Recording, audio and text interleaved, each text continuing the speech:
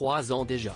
Le 11 juillet 2021, Renée d'Orléac, également connue sous le nom de Renée Saimono, est morte à l'âge de 109 ans à Paris. Sa disparition a été dévastatrice pour sa fille, Catherine Deneuve, qui a appris la nouvelle par ses enfants. C'est en effet Christian Vadim et Chiara Mastroianni qui ont eu la lourde tâche d'annoncer la mort de la célèbre comédienne centenaire à leur mère. Avec ma sœur, on ne voulait pas qu'elle la prenne par un coup de téléphone ou par les médias.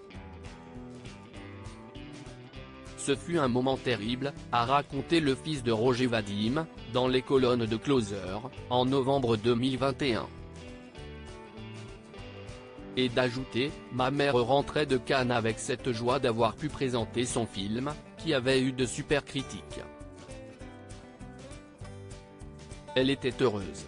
Et on lui annonce la pire des nouvelles. Pudique lorsqu'il s'agit de sa vie privée, on sait néanmoins que Catherine Deneuve admirait beaucoup cette figure maternelle. En 2012, elle s'était confiée à son sujet à nos confrères du Monde. Elle n'avait pas alors manqué de saluer son courage, c'est une femme que je trouve très courageuse. On ne se rend pas compte quand on est enfant. On ne comprend qu'avec le temps. Elle a été comédienne très jeune, elle a même joué enfant au théâtre et fut doyenne de l'Odéon à 30 ans. Et puis elle s'est arrêtée de travailler à la naissance de sa 3e fille, a raconté l'ex de Roger Vadim. Et de poursuivre, c'est un gros truc que d'élever 4 enfants. D'autant qu'elle nous a laissé assez libres. Mais le mot exemple ne convient pas car on ne veut jamais faire comme ses parents. Disons que c'est une belle image de femme vieillissante. Supérieure à Flashback, Axel Kahn, Renée d'Orléac, Jean-Paul Belmondo. Ces décès qui ont endeuillé l'été 2021. Elle était son héroïne. Dans une interview accordée aux Parisiens quelques années plus tard, Catherine Deneuve avait d'autres confidences, pas moins touchantes, sur Renée d'Orléac, expliquant qu'elle lui devait tout. Mon énergie vient des gènes de ma mère. Elle s'appelle Renée.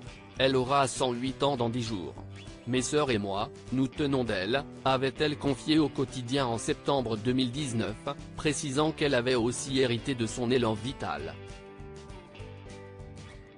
Et d'ajouter au sujet de sa chère maman, c'est une femme assez incroyable.